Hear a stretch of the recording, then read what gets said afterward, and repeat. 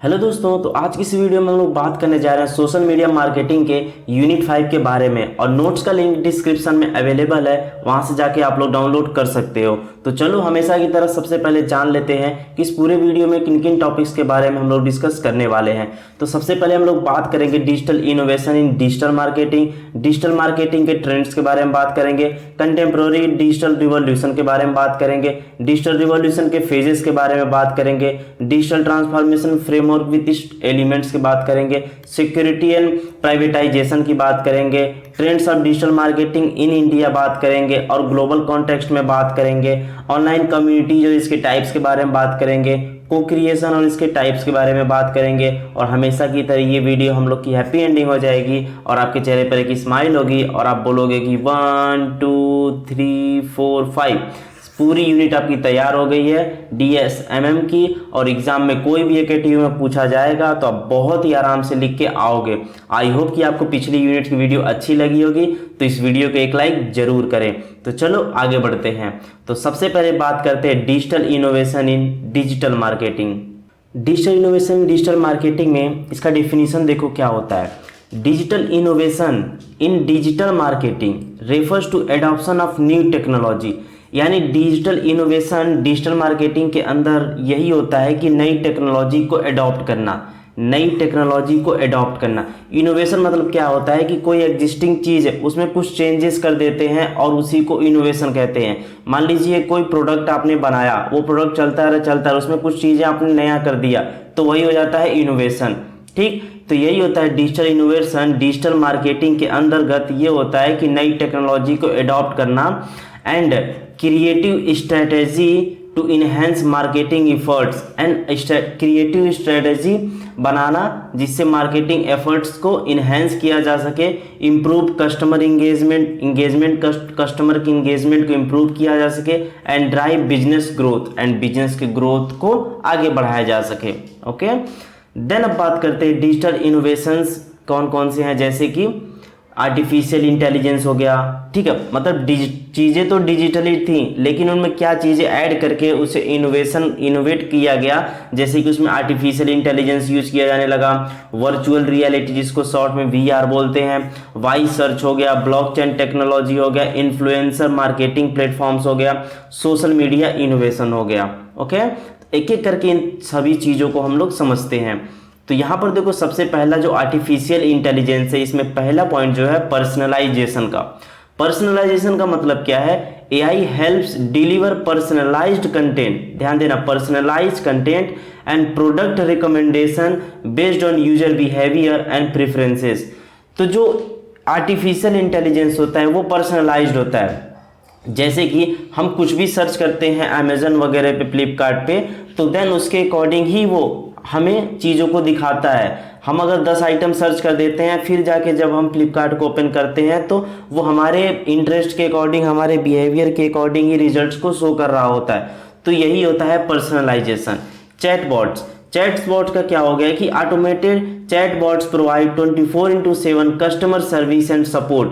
आप लोग बहुत सारे वेबसाइट पे आजकल जाते होंगे तो वहाँ पे चैटबॉट है, कोई आदमी नहीं है, तो आप सिंपल सा वहाँ पे जो बेसिकली नॉर्मल क्वेरी होती है जो हर लोग पूछते हैं तो वो चैटबॉट में डाल दिया जाता है ऑटोमेटिक रिप्लाई करने के लिए। तो आप चैटबॉट में जैसे ही लिखते हो कोई चीज़, तो अगर वो क्वेश्चन बहुत सारे लोगों ने पूछा और चैटबॉट के अंदर वो एग्जिस्ट करती है तो वो आंसर वहाँ से करता है कि ये चीज़ें ऐसे होती है।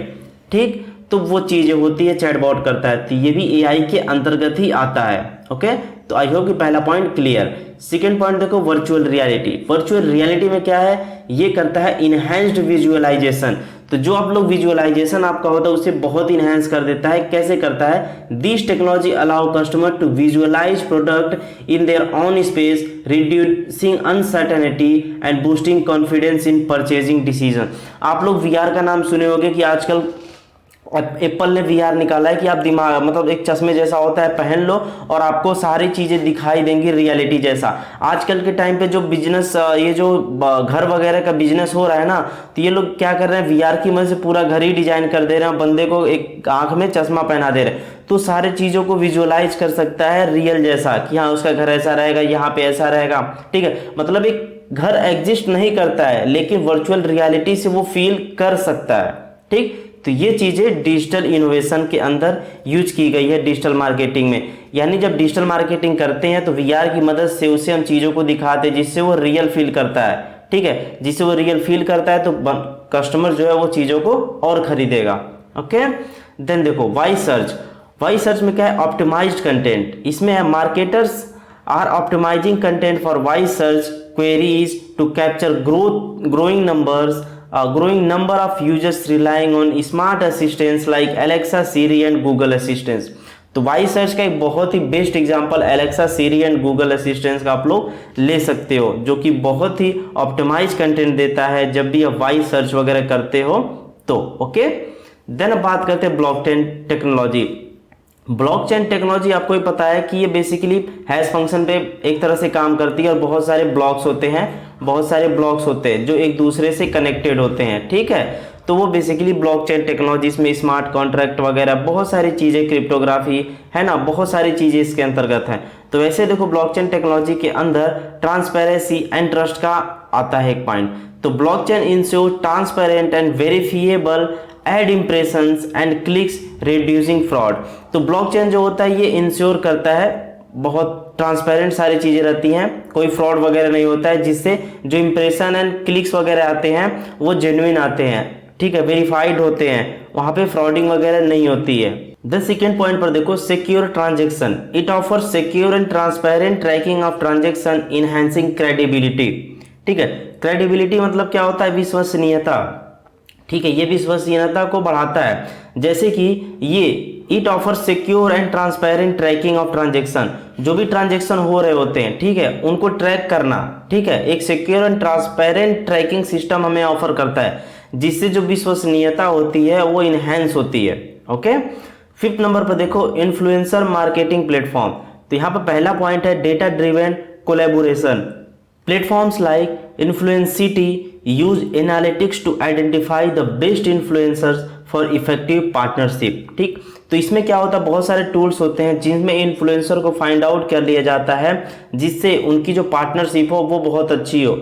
अच्छी इन द सेंस ये होता है कि आप कोई प्रोडक्ट सेल करना चाहते हो कपड़े से रिलेटेड, और जो इन्फ्लुएंसर है वो हमेशा कंटेंट बनाता है कपड़ों से रिलेटेड, लाइफ स्टाइल से रिलेटेड, तो उससे अगर आप प्रचार करवाओगे, एडवर्टीजमेंट करवाओगे, तो आपके प्रोडक्ट ज़्यादा बिकने के चांसेस होते हैं। सेकंड पॉइंट देखो targeted outreach. These platforms enable precise targeting of influencer campaign. Okay, तो ये जो प्लेटफॉर्म्स होते हैं ये मतलब इनेबल कर देते हैं, जिससे आप जो इन्फ्लुएंसर कैंपेन होते हैं ना वो बहुत अच्छे तरीके से आप लोग टारगेट कर सकते हो। सोशल मीडिया इनोवेशन 6 नंबर पर है। इसमें सोशल मीडिया जैसे कि इंस्टाग्राम, फेसबुक, ये जितनी भी चीज़ें होती है ये यूजर्स को अलाउ करती हैं प्रोडक्ट को खरीदने के लिए। जैसे कि जहाँ पे आप पोस्ट करते हो, ठीक है, तो वहाँ से वो सारी चीज़ों को अलाउ करती है कि वो लोग खरीद सकते हैं। तो आप सोशल मीडिया को भी डिजिटल मार्केटिंग के अंतर्गत यूज कर सकते हो, जहाँ से आप सेल्स इंक्रीज कर सकते हो। अब बात करते हैं हम लोग डिजिटल मार्केटिंग ट्रेंड्स के बारे में। तो यहाँ पर देखो डिजिटल मार्केटिंग ट्रेंड्स के अंदर सबसे पहला आपका आता है आर्टिफिशियल इंटेलिजेंस। तो आर्टिफिशियल इंटेलिजेंस जस्ट अभी मैंने पीछे बताया तो उसी से रिलेटेड है, तो मुझे नहीं लगता इसको फिर बताने की ज़रूरत है। तो यहाँ पर देखो एक इन्फ्लुएंसर मार्केटिंग है। तो इन्फ्लुएंसर मार्केटिंग में क्या होता है कि ऑथेंटिक कनेक्शन होता है। इन्फ्लुएंसर है dedicated following and can promote products in a relatable and authentic way, increasing trust and credibility। अब एक इन्फ्लुएंसर कौन होता है, जैसे कि कोई यूट्यूब पर बंदा होता है तो वो क्या करता है, फैशन से रिलेटेड, बेसिकली लाइफ स्टाइल से रिलेटेड कंटेंट को पोस्ट करता है, तो उसकी जो ऑडियंस है बेसिकली वो उसी से रिलेटेड है। तो अगर वो बंदा कुछ अगर प्रमोट करता है किसी प्रोडक्ट को लाइफ स्टाइल से रिलेटेड, तो लोग खरीदेंगे और उस पर ट्रस्ट करेंगे और आपका प्रोडक्ट अच्छे से बिकेगा। ठीक, niche targeting, collaborating with micro influencers who have engaged niche audience often yield better ROI return of investment than working with broad reach celebrities। जो सेलिब्रिटीज होती है उनके जो फॉलोअर्स होते हैं वो डिफरेंट टाइप्स के होते हैं, किसी पर्टिकुलर एक नीच के नहीं होते। नीच इन द सेंस क्या होता है, कोई कंटेंट बना रहा है न्यूज से रिलेटेड, कोई कंटेंट बना रहा है घूमने से रिलेटेड, कोई कंटेंट बना रहा है फूड से रिलेटेड, कोई कंटेंट बना रहा है किचन से रिलेटेड। ठीक है, तो ये नीच होता है। अब जैसे आप शाहरुख खान का ले लो, शाहरुख खान के जो इन्फ्लुएंसर है वो डिफरेंट, शाहरुख खान के जो फॉलोअर्स हैं वो डिफरेंट टाइप्स के हैं, है ना।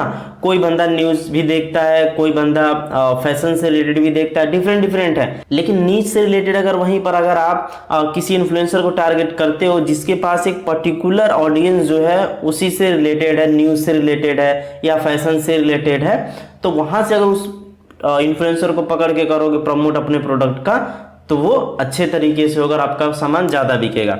चैटबॉट्स मैंने पीछे बता दिया।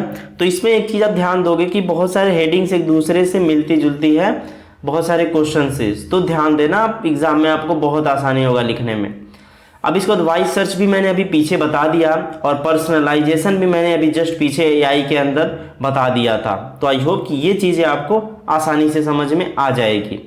अभी देखो इसमें 5वें नंबर पर एसईओ। अभी देखो नेक्स्ट एसईओ है, नंबरिंग थोड़ी गड़बड़ हो गई है, यहाँ पे 6 होना चाहिए और ये 7 और ये 8, ठीक है। एसईओ क्या होता है? Search engine optimization. मैंने पीछे बात की है इसके बारे में। तो ये करता क्या है? इम्प्रूव विजिबिलिटी, यानी कि जो आपकी वेबसाइट होती है वो सर्च इंजन पर उसकी विजिबिलिटी को बढ़ा देता है, ऑर्गेनिक ट्रैफिक वहाँ से आपकी आती है और जो आपका ब्रांड अवेयरनेस होता है उसकी इंक्रीजिंग होती है, ठीक। कीवर्ड ऑप्टिमाइजेशन, तो एसईओ जो होता है बहुत ही इफेक्टिव होता है कीवर्ड ऑप्टिमाइजेशन में, जिससे आपकी वेबसाइट रैंक करती है इस किसी पर्टिकुलर कीवर्ड पर। ओके।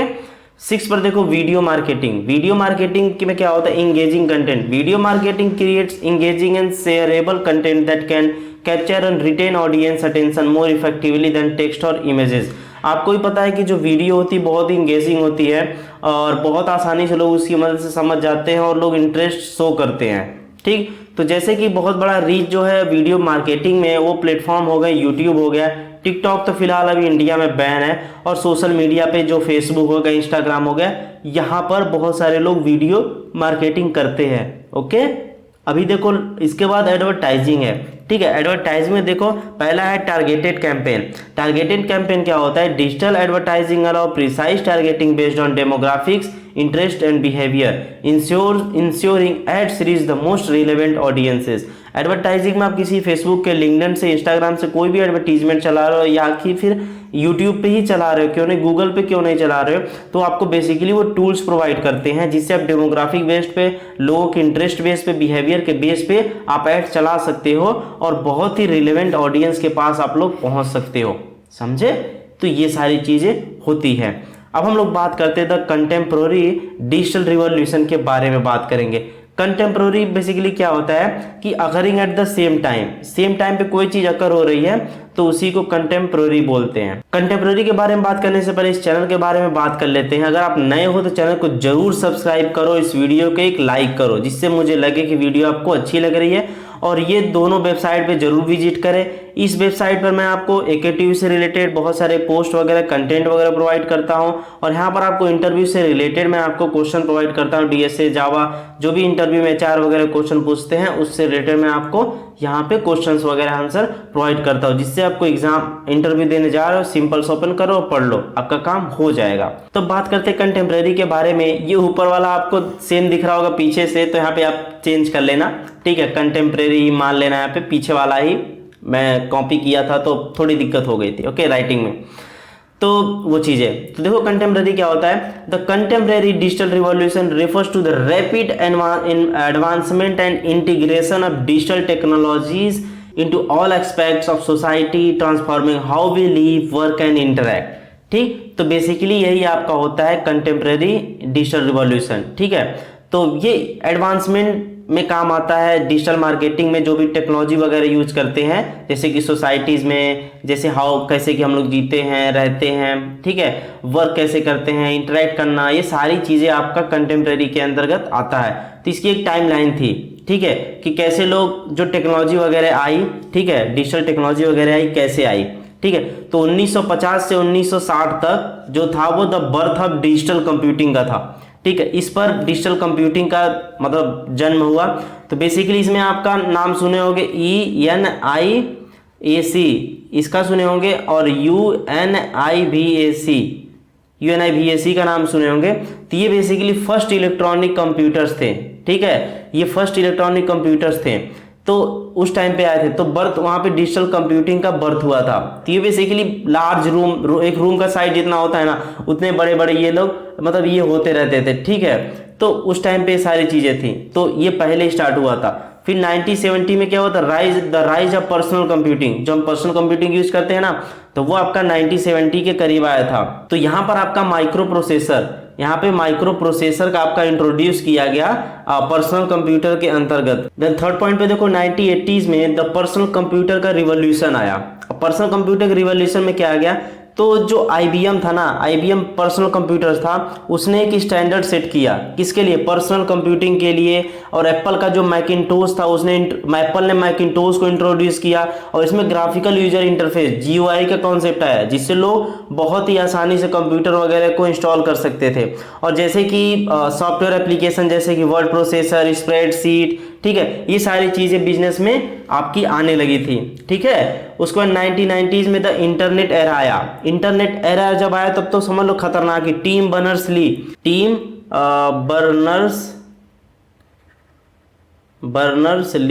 ठीक है, टीम बर्नर्स ली थे। इन्होंने वर्ल्ड वाइड वेब का WWW का वर्ल्ड वाइड वेब को इंट्रोड्यूस किया, और जहां से आप ब्राउजिंग वगैरह कर सकते थे इंटरनेट पे पब्लिकली। ठीक है, जैसे कि यहाँ पे अमेजन, ठीक है, जैसे अमेजन वगैरह है ना, कि मतलब हम लोग सर्च करते हैं ई-कॉमर्स वगैरह पे, तो जैसे कुछ गूगल वगैरह, गूगल जो था बहुत ही खतरनाक लेवल पे फैलना शुरू हुआ। ठीक है, तो गूगल वगैरह की चीजें फिर इंटरनेट एरा में पहुंचना शुरू हुई। उसके बाद में बेसिकली WW आया, टीम बर्नर्स ली आया इंटरनेट पे, फिर वहां से आगे सारी चीजें कॉन्सेप्ट शुरू होने लगी। 20s में क्या हुआ, the mobile and social media boom. तो यहाँ पे मोबाइल नाम से आपको हेडिंग समझ में आ रहा है कि मोबाइल और सोशल मीडिया का जमाना बहुत खतरनाक तरीके से फैलने लगा। ठीक है, जैसे कि आईफोन आ गए, एंड्रॉयड स्मार्टफोन वगैरह आ गए। ठीक है, ये सारा कॉन्सेप्ट आने लगा, तो क्या हुआ कि ये सोशल मीडिया वगैरह और मोबाइल एप्लीकेशन का बहुत भयानक स्पीड से बढ़ने लगा। 2010 में क्या हुआ, the era of big data, AI and IoT। भाई जब बिग डेटा आया, AI आया, IoT आया, तब तो खतरनाक लेवल की चीजें पहुंच गई।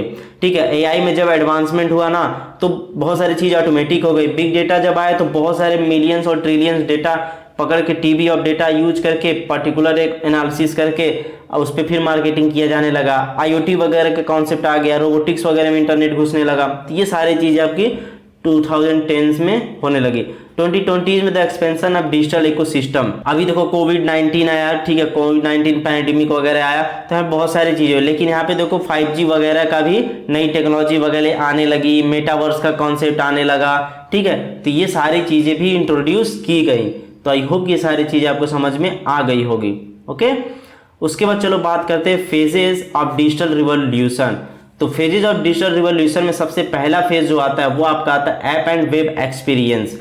ठीक, तो पहला पॉइंट देखो, in this phase the digital revolution is characterized by emergence of standalone application and website. ठीक है, तो इस फेज में डिजिटल रिवॉल्यूशन जो कैटेगराइज होता है वो एप्लीकेशन और वेबसाइट के बेस पे होता है। ओके, सेकेंड पॉइंट देखो, कंपनीज जो होती हैं फोकस करती हैं यूजर फ्रेंडली इंटरफेस को डेवलप करने में अपने डिजिटल प्रोडक्ट के लिए। ठीक है, एक्सेसिबल थ्रू वेब ब्राउजर और dedicated mobile application. Digital revolution में क्या हुआ, जो भी कंपनी थी वो अपनी क्या करने लगी कि एप्लीकेशन बनवाने लगी, मोबाइल एप्लीकेशन, और साथ में वेबसाइट भी बनवाने लगी, ताकि यूजर्स चाहे तो फोन से खरीद सके सामान और यूजर्स चाहे तो वेबसाइट से भी सामान खरीद सके। तो बेसिकली बहुत ही ज़्यादा फोकस करती है, यूजर फ्रेंडली इंटरफेस है ताकि हर कोई बंदा आसानी से शॉपिंग कर सके। पहले इंटरनेट चलाना बहुत मुश्किल था, लेकिन देखो ज़्यादा रिसर्च हुआ, फिर आज देखो बच्चे जो पढ़ नहीं पाते वो भी आज फ़ोन इतने अच्छे तरीके से चलाते हैं, है ना। उसके बाद देखो third point, user interact with these platform primarily through predefined interfaces and functionalities with limited personalization option।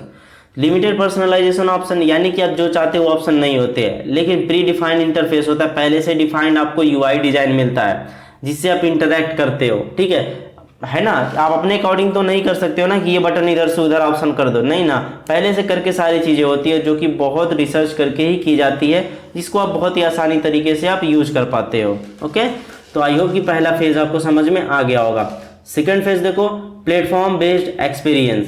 तो इसका पहला पॉइंट देखो, as digital ecosystem evolve platform become central to the user experience. Okay, company जैसे कि Google, Facebook, Amazon offers integrated services and functionalities within their platforms creating seamless experience across multiple touch points. तो जो बहुत सारी company है ना, Google, Facebook, Amazon, ये बहुत सारे इंटीग्रेटेड सर्विसेज को एंड फंक्शनैलिटी को ऑफर करती है। ठीक है, इनके प्लेटफॉर्म के अंदर ही, जिससे बहुत ही अच्छा एक्सपीरियंस वगैरह मिलता है। ओके। उसके बाद देखो users benefit from interconnected services such as single sign on, unified data management and cross platform integration, enhance convenience and efficiency.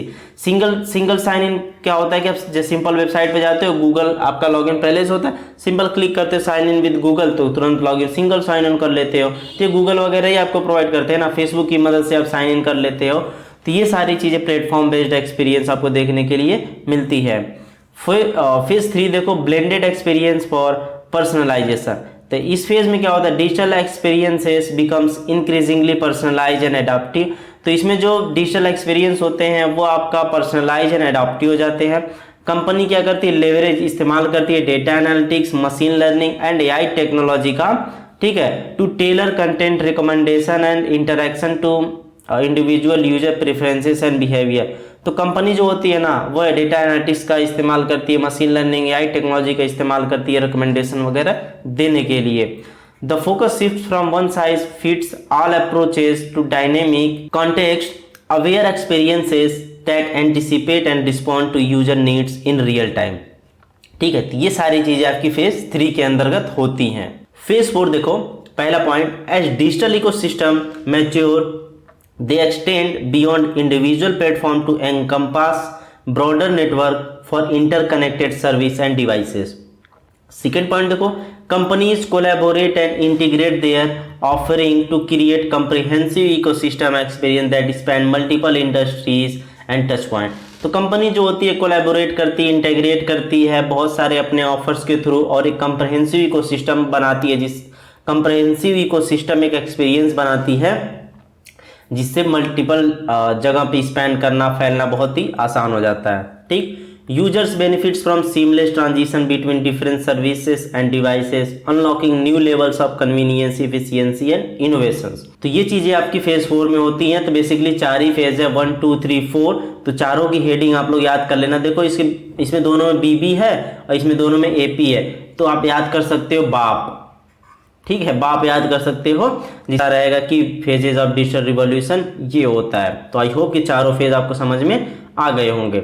Next आपका है digital transformation framework with its element. तो डिजिटल ट्रांसफॉर्मेशन नाम से आपको समझ में आ रहा होगा कि मैंने यूनिट 4 में बात किया है डिजिटल ट्रांसफॉर्मेशन का बहुत अच्छे से। तो अगर आपने देखा है तो चीजें बहुत अच्छे तरीके से आपको समझ में आने वाली हैं। डिजिटल ट्रांसफॉर्मेशन फ्रेमवर्क में सबसे पहला पॉइंट देखो, और digital transformation framework serve as a structure road map that guides organization through the process of adopting and leveraging digital technology to achieve strategic objective.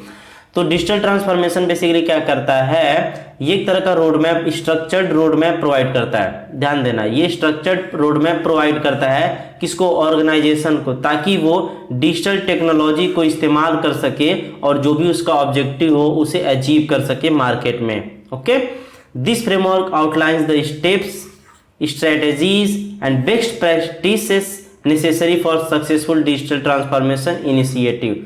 तो ये जो फ्रेमवर्क होता है आपको स्टेप्स, स्ट्रेटेजी, बेस्ट प्रैक्टिस वगैरह देता है जिससे आप लोग इनिशिएटिव ले सकते हो। फॉर एग्जांपल के तौर पे, let's consider a retail company that wants to digitally transform its operations to stay competitive in market. कोई एक कंपनी, रिटेल कंपनी है जो चाहती है कि मैं डिजिटली सारी चीज़ों को एक्वायर करूँ, अपने कंपनी में यूज करूँ और मैं अपने कंपटीटर से आगे पहुँच जाऊँ। तो आपको पता होगा कि स्नैपडील, अमेजन और फ्लिपकार्ट का मैंने एग्जांपल पीछे दिया था। आप आज देखो स्नैपडील उतना यूज नहीं होता, लेकिन अमेजन, फ्लिपकार्ट यूज होते हैं। क्यों? क्योंकि इन्होंने बहुत ज़्यादा नई नई टेक्नोलॉजी को यूज किया है ना, तो भी तभी लोग यूज करते हैं ना। नेक्स्ट अब बात करते हैं डिजिटल ट्रांसफॉर्मेशन फ्रेमवर्क के एलिमेंट्स के बारे में। तो बेसिकली यहाँ पे ये 7 एलिमेंट्स इसके दिए हुए हैं। तो सबसे पहले पॉइंट पर आता है कस्टमर अंडरस्टैंडिंग। ठीक है, तो यार देखो कोई भी बिजनेस आप करते हो ना, कस्टमर बहुत ही मेन रोल प्ले करता है वहाँ पे। तो कस्टमर अंडरस्टैंडिंग में क्या होता है कि इसमें कस्टमर को बहुत ही अच्छे तरीके से समझना होता है, जैसे कि कस्टमर के बिहेवियर को, कस्टमर के नीड्स को, कस्टमर के प्रेफरेंसेस को।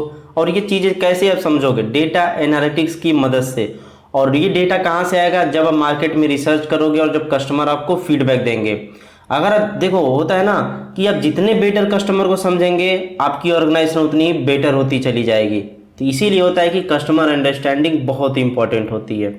Top line growth, top line growth में क्या होता है कि इसमें बेसिकली डिजिटल टेक्नोलॉजी को यूज किया जाता है और इंक्रीज किया जाता है रिवेन्यू को, मार्केट शेयर जो होता है और प्रॉफिटेबिलिटी को। ठीक है। और इसमें नए डिजिटल प्रोडक्ट को लॉन्च किया जाता है, ठीक है, नए मार्केट में इंटर किया जाता है। तो ये सारी चीज़ होती है टॉप लाइन ग्रोथ, यानी कि ये जो लाइन है ना, ये लाइन जो है ना ऐसे बढ़ती चली जाती है, नई नई चीज़ों को यूज करते चले जाते हो। Customer touch point, customer touch point का क्या होता है कि आपको जो मार्केट में आपके कस्टमर जो एग्जिस्ट कर रहे हैं, ठीक है, उनके टच पॉइंट को आइडेंटिफाई करो और ऑप्टिमाइज करो, ठीक है, कि बंदे जो हैं, कस्टमर जो है वो आपके ऑर्गेनाइजेशन के साथ इंटरेक्ट कैसे कर रहे हैं, ठीक है, कैसे कर रहे हैं, कि वो लोग ऑनलाइन इंटरेक्ट कर रहे हैं, ठीक है, कि ऑफलाइन इंटरेक्ट कर रहे हैं, उनके टच पॉइंट्स को देखो, ठीक है। ये सारी चीज़ें आपकी वेबसाइट में इन्वॉल्व हो सकती हैं, मोबाइल एप्लीकेशन हो सकता है, सोशल मीडिया के थ्रू जान सकते हो, फिजिकल स्टोर्स अगर आपके बिजनेस के हैं तो वो सारी चीज़ें, कॉल सेंटर्स जहाँ पे कॉल वगैरह करके, तीन सारे चीज़ों की मदद से आप लोग टच पॉइंट जान सकते हो, ठीक। तो ये एलिमेंट होता है। प्रोसेस डिजिटाइजेशन, प्रोसेस डिजिटाइजेशन में क्या होता है कि इसमें जो manual paper based work flow होता है ना, जो मैनुअल होता है, जो पेपर बेस्ड वर्क फ्लो, जो भी चीज़ें काम होती है ना, टूल्स वगैरह होती हैं, उनको रिप्लेस करना होता है, ठीक है, उनको रिप्लेस करना होता है नई नई चीज़ों से, नई नई टेक्नोलॉजी से, डिजिटल चीज़ों से उन्हें रिप्लेस करना होता है, ठीक है। तो इससे क्या होता है कि जो एरर्स आपकी आती है वो आपकी कम होती है, इफ़िशियंसी वगैरह आपकी इम्प्रूव होती है। तो ये सारी चीज़ें होती हैं। वर्कर इनेबलेंट, वर्कर इनेबलेंट में क्या होता है कि वर्कर, आपको काम समझ में आ गया कि यहाँ पे एम्प्लॉय जो आ गए, ठीक है, तो जो भी कंपनी में एम्प्लॉय काम कर रहे हैं उनको एम्पावर करना होता है डिजिटल टूल से, जो भी नए नए टूल्स आ रहे हैं उनको स्किल सिखाना होता है, उनको ट्रेनिंग दे के उनकी प्रोडक्टिविटी को इन्हेंस करना होता है, उनको कोलैबोरेशन किया जाता है, इनोवेशन में पार्टिसिपेट करने के लिए बोला जाता है कि वो अपने आइडियाज़ वगैरह शेयर कर सके, ठीक है। तो ये सारी चीज़ें आपकी होती हैं, okay. Performance management, performance management में क्या होता है कि इसमें डिजिटल टूल्स होते हैं, मैट्रिक्स वगैरह होती है, जिससे हम लोग मेज़र कर सकते हैं जो भी आपकी कंपनी का, जो भी ऑर्गेनाइजेशन का परफॉर्मेंस है, ठीक है, उसे मैनेज कर सकते हैं, मेज़र कर सकते हैं, ठीक। तो ये सारी चीज़ें आपकी अंतर्गत होती हैं। और इसमें आप जैसे कि टारगेट सेट कर सकते हो, मैट्रिक्स आपने देखा तो आप उससे अंदाज़ा लगा सकते हो ना कितना सेल हो रहा है, अच्छा नेक्स्ट मंथ क्या करना है, तो टारगेट सेट कर सकते हो, प्रोग्रेस को आप लोग ट्रैक कर सकते हो, रियल टाइम फीडबैक अपने एम्प्लॉय को दे सकते हो, अभी तुम लोग काम कर रहे हो, ये ग्रो नहीं कर रहा है, अच्छा तुम लोग काम कर रहे हो तो बहुत अच्छा ग्रो कर रहा है, ऐसी चीज़ें आप फीडबैक दे सकते हो, okay. Digital globalization, digital globalization मतलब क्या होता है कि आपकी जो ऑर्गेनाइजेशन की रीच होती है, ठीक है, डिजिटली वो बहुत दूर तक हो जाती है, एक्सपेंड कर जाती है, वर्ल्ड वाइड आपकी एक्सपेंड कर जाती है। अगर आप डिजिटली सारे चीज़ों को आप लोग डिजिटल चीज़ों को आप लोग यूज करते हो, नए मार्केट में एंटर कर सकते हो, आज इंडिया में बेच रहे हो तो कल अमेरिका में भी पहुंच सकते हो अपने सामान को बेचने के लिए, ओके। तो ये डिजिटल ग्लोबलाइजेशन वगैरह होता है। तो अगर आपने 1 2 3 4 यूनिट देखा है ना, तो मुझे लगता है 5th यूनिट में आपको दिक्कत नहीं होगा, कहीं से क्वेश्चन आएगा बना के लिख दोगे। अब यहाँ पे देखो, इसको याद करने का तरीका है CTC और PWP और D, ठीक है। PWD याद कर लो, पब्लिक, PWD वाला जो रोड बनता है ना, PWD रोड बनाते हैं, ठीक है, और CTC जो 14 लाख 13 लाख 14 लाख का CTC जो लगता है, तो आप याद कर सकते हो PWD को मिला 14 लाख का CTC, ठीक है, तो ऐसे याद कर सकते हो। तो आपका हो गया डिजिटल ट्रांसफॉर्मेशन फ्रेमवर्क। तो बस C से कस्टमर अंडरस्टैंडिंग, T से टॉप लाइन ग्रोथ, C से कस्टमर टच पॉइंट, P से प्रोसेस डिजिटाइजेशन, W से वर्कर इनेबलेंट, D से आपका डिजिटल ग्लोबलाइजेशन। एक छूट भी जाएगा तो कोई दिक्कत नहीं, लेकिन फिर भी P से आपको याद रहेगा कि 2 है इसमें, ठीक है, परफॉर्मेंस मैनेजमेंट, ओके। तो याद करने का ऐसे टेक्निक्स होती है। अब बात करते हैं security and privatisation issues with digital marketing. सबसे पहला पॉइंट देखो, डेटा ब्रीचेस। डेटा ब्रीचेस में क्या होता है, पहला पॉइंट, आप लोग अगर साइबर सिक्योरिटी में इंटरेस्ट होगा आपका, तो अब ब्रीचेस वगैरह ये सारी चीज़ आप समझ रहे होगे। डिजिटल मार्केटिंग प्लेटफॉर्म जो होता है, collect vast amount of customer data, ठीक है। डिजिटल मार्केटिंग जो भी प्लेटफॉर्म होते हैं, जो भी प्लेटफॉर्म, फेसबुक, इंस्टाग्राम, लिंक्डइन, जो भी है, वो बहुत ही ज़्यादा अमाउंट में कंज्यूमर का डेटा कलेक्ट करते हैं for targeted advertising, targeted advertising करने के लिए। अभी जो गूगल है, गूगल के पास हम सबका डेटा है, ठीक है, कि बंदा कौन, क्या, कितने एज का है। आप ही लोग मेरी वीडियो देख रहे हो, तो अगर मैं गूगल यूट्यूब एनालिटिक्स में जाके देखूं तो उसमें दिखता है कितने मेल हैं, कितने फीमेल हैं, कितने लोग जो मेरे वीडियो देख रहे हैं उन्होंने सब्सक्राइब किया है मेरा चैनल कि नहीं सब्सक्राइब किया है, तो भाई नहीं किया तो कर दो, मुझे वहाँ से दिखता रहता है, ठीक है। तो वो चीज़ें मैं देख सकता हूँ, किस लोकेशन से डेमोग्राफिक्स में देख सकता हूँ कि किस लोकेशन से मेरी वीडियो देखी जा रही है, ये सारी चीज़ें देखी जा सकती है। यानी कि आपका डेटा कहीं ना कहीं गूगल स्टोर कर रहा है। अब इसी डेटा को यूज करके गूगल आपको एड्स दिखाता है। अब मुझे बताओ, आप यूपी से मेरी वीडियो देख रहे हो, मे भी आप लखनऊ से देख रहे होगे, नोएडा से, चलो कमेंट करो कि नोएडा, दिल्ली, गाजियाबाद, आप फिर लखनऊ से देख रहे हो, कहाँ से देख रहे हो कमेंट करके बताओ अपने स्टेट का नाम, ठीक है, स्टेट या अपने डिस्ट्रिक्ट का नाम आप कमेंट करके जरूर बताना। तो बेसिकली गूगल सारे डेटा को अपने पास स्टोर कर रहा है, ठीक है, उसी बेस पे दिखाता। आप मान लो लखनऊ के हो, हम लोग हिंदी बोलते हैं, ठीक है, आपको कोई साउथ का ऐड थोड़ी नहीं दिखाया जाएगा जो कि तेलुगु में लिखा होगा, नहीं ना। अगर आप साउथ में रहते हो, हैदराबाद, बेंगलोर साइड में, तो वहां पे अगर हैदराबाद में हो तो आपको वहां पे हिंदी में थोड़ी ना ज्यादातर ऐड दिखाया जाएगा, वहां पे तेलुगु में दिखाया जाएगा। तो गूगल क्या करता है, इन सारे डेटा को कलेक्ट करता है और उसी बेस पे लोगों को ऐड दिखाता है। सेकेंड पॉइंट देखो, if this data is not adequately protected, ये ध्यान देना, नॉट एडिक्वेटली यानी पर्याप्त रूप से, बहुत अच्छे तरीके से अगर प्रोटेक्ट नहीं है तो it can be vulnerable to hacker. Hacker के लिए फिर एक वल्नरेबिलिटी हो जाती है और ये उसको हैक कर लेता है और उसी को साइबर क्रिमिनल्स वगैरह कहते हैं। तो वो सारा डेटा लेके आपका लीक कर देते हैं, उसी को हम लोग बोलते हैं डेटा ब्रीच। आप सुनते होंगे डेटा ब्रीच हो गया, डोमिनोज का पता नहीं कितने लाखों लोगों का डेटा पब्लिक कर दिया गया था बहुत पहले, 1-2 साल पहले, है ना। तो वही होता है डेटा ब्रीच होता है, एक्सपोजिंग सेंसिटिव इंफॉर्मेशन, जो भी सेंसिटिव इंफॉर्मेशन को एक्सपोज करना, ठीक, वो डेटा ब्रीच होता है। सेकेंड पॉइंट देखो, privacy violations. Consumers are increasingly concerned about the privacy of their personal data. जो भी कंज्यूमर होता है वो चाहता है कि उसका डेटा लीक ना हो, ठीक है, हर कोई चाहता है यार कि मैं अगर अपना पर्सनल इंफॉर्मेशन डाल रहा हूं तो मेरा डेटा ना लीक हो, ठीक है। तो वही होता है कि सेकंड पॉइंट देखो, अनऑथराइज्ड यूज और sharing of personal information without consent can lead to privacy violation and erode, ध्यान देना, erode trust between business and their customers. तो अगर अनऑथराइज्ड यूज और sharing personal information without their consent can lead to privacy violation, अगर आप, ठीक है, जो कस्टमर का डेटा है अगर आप फर्जी तरीके से कहीं इधर उधर कंपनी यूज कर रही है तो वो क्या करती है, इरोड। इरोड मतलब क्या होता है, नष्ट करना, खत्म करना। तो क्या करती है, तो वो बिजनेस जो होता है, उनसे कस्टमर होते हैं, उनके बीच का जो ट्रस्ट होता है ना, ये जो ट्रस्ट होता है ना, वो इरोड हो जाता है, यानी नष्ट हो जाता है, ठीक है, नष्ट कर दिया जाता है। तो इसलिए प्राइवेसी का भी बहुत ध्यान दिया जाता है। Identity theft, poor security measures can make it easier for cyber criminals to steal identities and perpetrate identity theft. तो अगर आप पुअर सिक्योरिटी वगैरह होती है, ठीक है, तो क्या करते हैं, साइबर क्रिमिनल्स वगैरह होते हैं, वो आइडेंटिटी को चुरा लेते हैं, मतलब बहुत आसानी डेटा ले लेते हैं, ठीक है, तो चुरा लेते हैं वो, ठीक। सेकेंड पॉइंट देखो, this can occur through phishing attack, malware and data breaches where personal information is compromise. तो जैसे कि आप लोग फिशिंग अटैक का नाम सुने होंगे, बहुत जो साइबर, वो आप लोगों में से बहुत सारे लोग साइबर में इंटरेस्ट होते हैं, साइबर सिक्योरिटी में, तो फिशिंग अटैक तो बहुत बार सुने होंगे आप लोग कि अरे यार चलो अटैक करते हैं। पहले बहुत आसान था फिशिंग करना, अभी लोग जागरूक हो गए, तो लोग फेसबुक जैसा एक वेबसाइट बना के भेजते थे और कहते थे भाई ऑफर आया है, ये जल्दी से लिंक पर क्लिक करो, तो फेसबुक पर लॉगिन करता था जल्दी से, तो जैसे ही कुछ भी आईडी पासवर्ड डालता था वो डेटा उसका चला जाता था दूसरी जगह।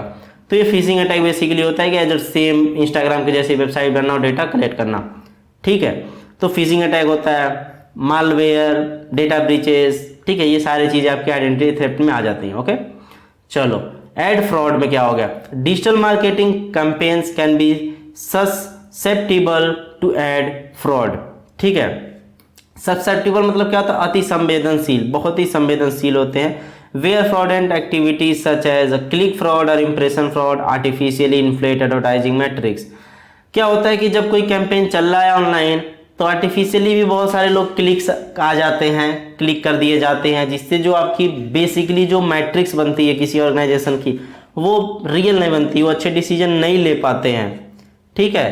तो वो सारी चीज़, आप लोग में से कुछ लोग ऐड एप्लीकेशन बनाए होंगे, मोबाइल एप्लीकेशन, तो वहाँ पे होता है कि आपको ऐड तुरंत मतलब ऐड करने के लिए आ जाता है, ठीक है, एडमोब से आप ऐड लगा सकते हो। आप ये सोचते हो कि चलो यार ऐड तो मिल गया, चलो एप्लीकेशन लगा, खुद ही क्लिक कर करके खूब पैसे कमा लेता हूँ। तो जैसे ही आप करके बहुत सारा क्लिक करोगे ना, तो वो वहाँ पे लिमिट लगा देगा गूगल कि करो भाई क्लिक। ठीक है, तो वो भी देखता रहता है कि कहाँ क्लिक किया जा रहा है, किस आईपी एड्रेस से, किस डिवाइस से क्लिक किया जा रहा है, सारा चीज़ देख सकता है गूगल। तो इसी बेस पे वो करता है, और वो इसीलिए लिमिट कर देता है कि जो एडवर्टाइजिंग मैट्रिक्स होती है ना वो गड़बड़ ना हो ऑर्गेनाइजेशन का। अगर वो पैसा खर्च कर रहा है भाई तो अच्छे से करे ना, उसको मैट्रिक्स वगैरह मिले। This not only wastes advertising budget but also undermine the integrity of digital marketing efforts. तो अंडरमाइंस कर दिया जाता है डिजिटल मार्केटिंग की जो भी इंटीग्रिटी होती है उसे भी नज़रअंदाज कर दिया जाता है। अंडरमाइंस का मतलब ही नज़रअंदाज होता है। 5वें नंबर पे देखो, रेपुटेशन डैमेज। सिक्योरिटी ब्रीचेज और privacy scandal can severally damage a company reputation. हाँ भाई ये तो है, कंपनी का रेपुटेशन तो डैमेज कर ही देगी। अब देखो डोमिनोज कितना डेटा लीक हुआ तो बहुत सारे लोग सोचेंगे कि यार नहीं अकाउंट नहीं बनाते हैं, इस पर भले पिज्जा नहीं खाएंगे लेकिन डेटा ना लीक हो जाए, है ना। ये सारी चीज़ें लोग करते हैं। इरोड कंज्यूमर ट्रस्ट, और जो कंज्यूमर का ट्रस्ट होता है वो वहाँ पे नष्ट हो जाता है। Consumer are more likely to avoid business that have a history of security incident और प्राइवेसी वायलेशन। और ये नॉर्मल सी बात है, लोगों को पता है कि जो कंपनी जो भी बिजनेस वगैरह अगर उसका हिस्ट्री देख जाते हैं कि पहले इसको सिक्योरिटी की प्रॉब्लम आई थी, यहाँ पे कोई अटैक वगैरह हुआ था, तो उसको नहीं यूज करते हैं।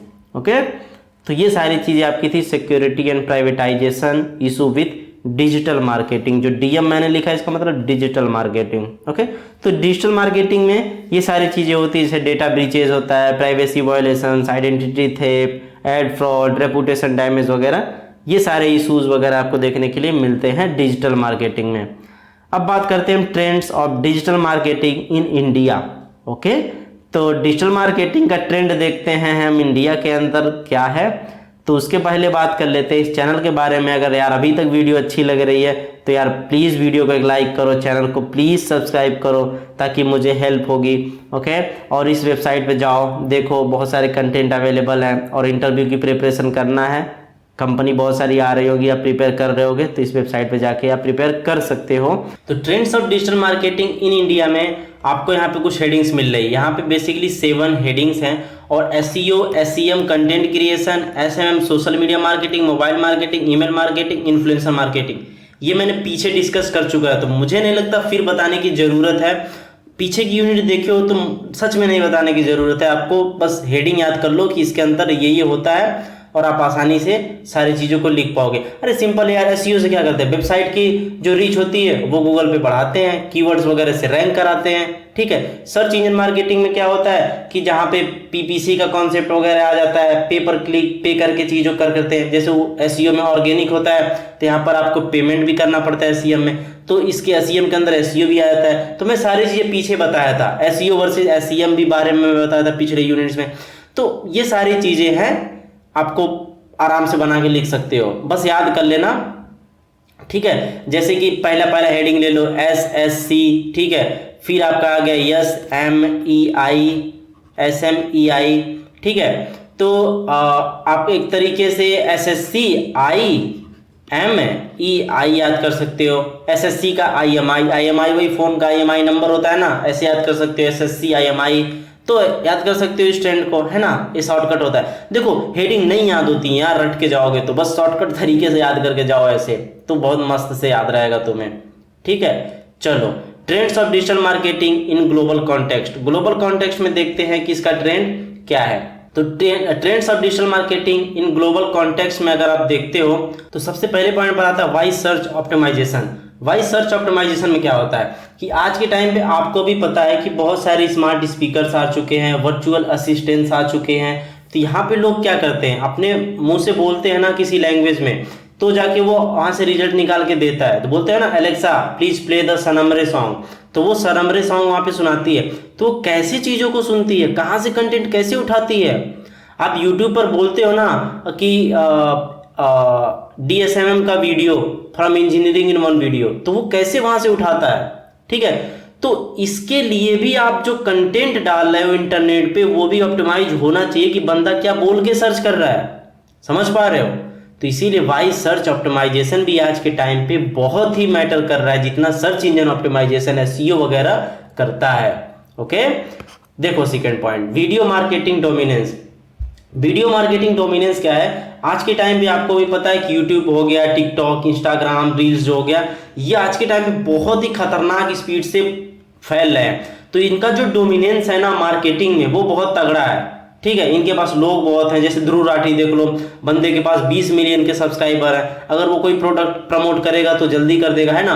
तो यानी कि ये भी एक बहुत बड़ा मतलब दुनिया हो गई है चीज़ों को प्रमोट करने के लिए। अब ऐसा नहीं है कि आप न्यूज़पेपर, आप गूगल एडवर्ड पे चलाओ, नहीं। अभी आप क्या कर सकते हो कि लोगों को भी पकड़ सकते हो, इन्फ्लुएंसर को, जो यूट्यूब चैनल वगैरह है वहाँ पे वीडियो वगैरह बना के। तो इसका भी डोमिनेंस बहुत बड़ा है।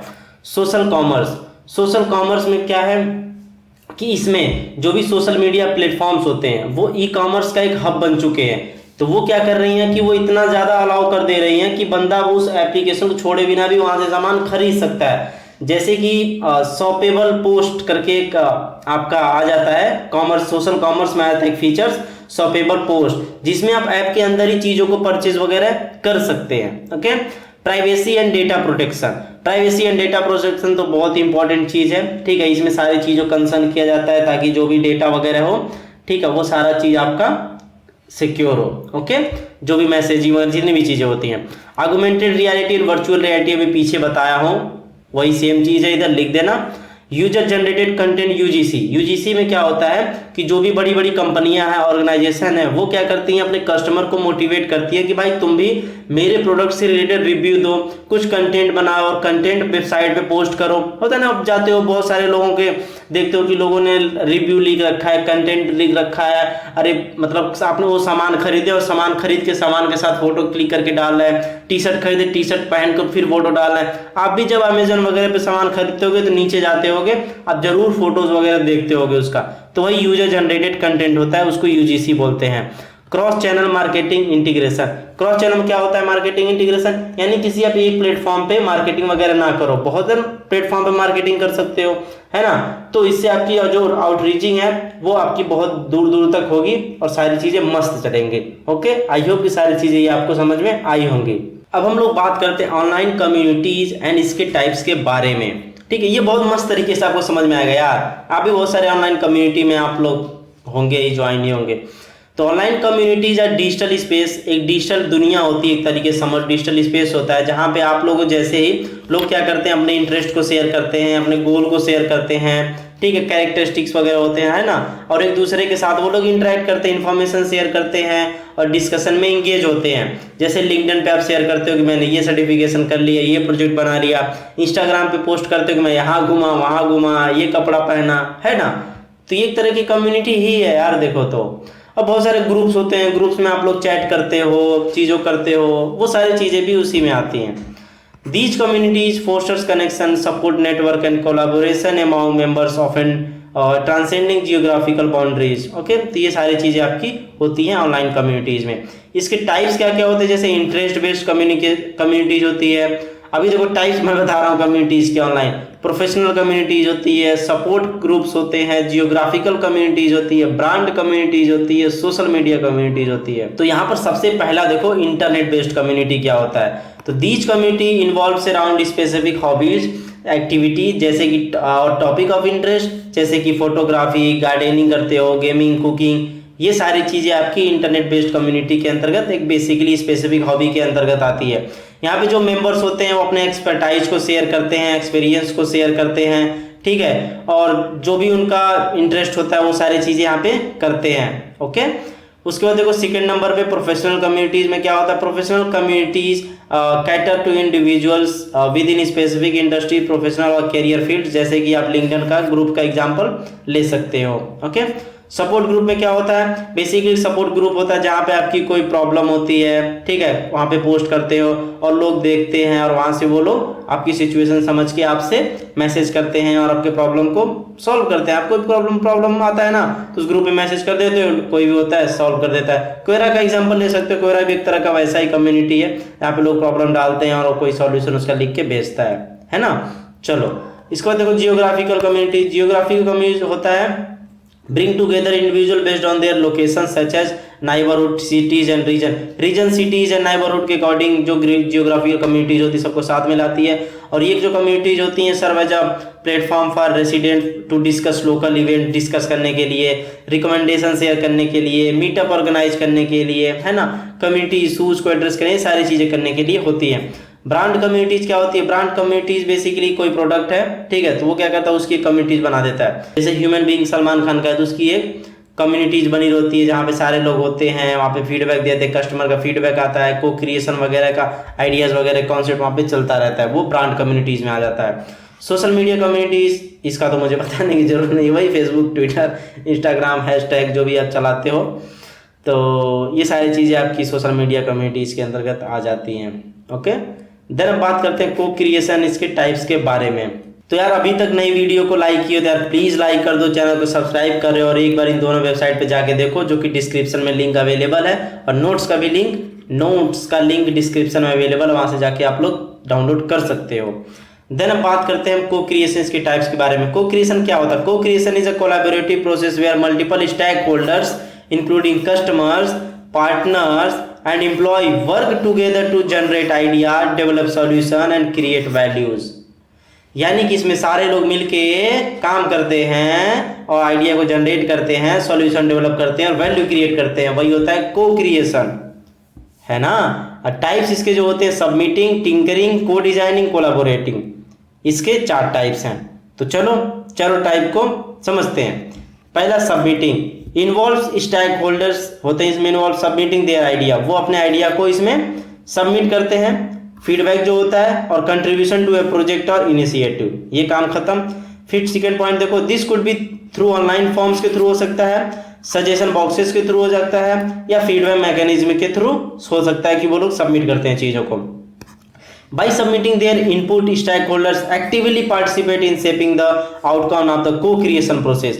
वो co-creation process में एक्टिव मतलब इनपुट दे दिया लेकिन फिर भी वो एक्टिव रहता है। टिंकरिंग में क्या होता है? टिंकरिंग मतलब फेरबदल हिंदी में होता है, इसमें होता है refers to stakeholder experimenting, exploring and making incremental improvement to existing product, service और प्रोसेस।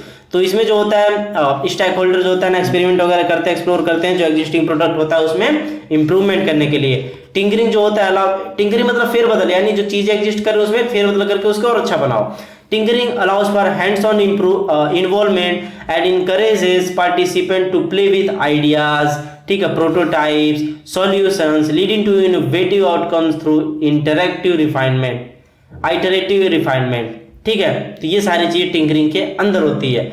फिर को डिजाइनिंग में आता है, फर्स्ट पॉइंट देखो, involves stakeholders collaboratively designing and shaping product, services और एक्सपीरियंसेस। इसमें स्टेक होल्डर्स वगैरह इन्वॉल्व होते हैं कोलैबोरेटली तौर पे, और भी लोग होते हैं जिसमें वो शेप करते हैं प्रोडक्ट और सर्विसेज, इनके एक्सपीरियंसेस को। इसमें जैसे कि through workshop, design thinking session होती है, ब्रेनस्टॉर्मिंग एक्सरसाइजेज वगैरह होती है, participated work together to ideate, किसी एक पर्टिकुलर पॉइंट पर आइडिएट करने के लिए सारे लोग पार्टिसिपेट करते हैं, स्केच बनाते हैं, उस सॉल्यूशन का प्रोटोटाइप वगैरह बनाते हैं। तो ये सारी चीज़ें आपकी होती है को डिजाइनिंग में। ओके, को डिजाइनिंग ये भी इंश्योर करता है कि solution that user centric and tailor to stakeholders requirement, कि जो सॉल्यूशन है यूजर सेंट्रिक और स्टेक होल्डर के सारे रिक्वायरमेंट वगैरह को फुलफिल करता हो। ओके, फोर्थ नंबर देखो, collaborating entails stakeholders working together in teams or group to solve problems, okay, generating ideas, achieve common goals। common goal achieve करने के लिए सारे लोग एक दूसरे टीम में काम करते हैं।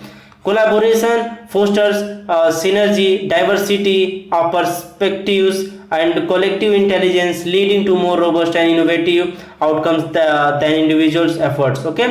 by collaborating stakeholders pool their expertise, वो अपने एक्सपर्टाइज को पूल करते हैं, रिसोर्सेज एंड इनसाइट्स टू को create value and drive positive change, ठीक है। तो सारे जो भी इनसाइट्स वगैरह होते हैं, ठीक है, जो को क्रिएट वैल्यू को सारे चीज़ों को वो देते हैं, स्टेक होल्डर प्रोवाइड करते हैं, ठीक है, और जो भी चीज़ें होती हैं, ठीक, ड्राइव पॉजिटिव चेंजेस, और पॉजिटिव चेंजेस जो भी होते हैं वो सारी चीज़ें होती हैं। ओके, आई होप कि सारी चीज़ें आपको समझ में आ गई होगी, और ये वीडियो हम लोग की हैप्पी एंडिंग हो चुकी है। And congratulations to all of you जिन लोगों ने वीडियो अभी तक देखी। Thank you so much for watching this video.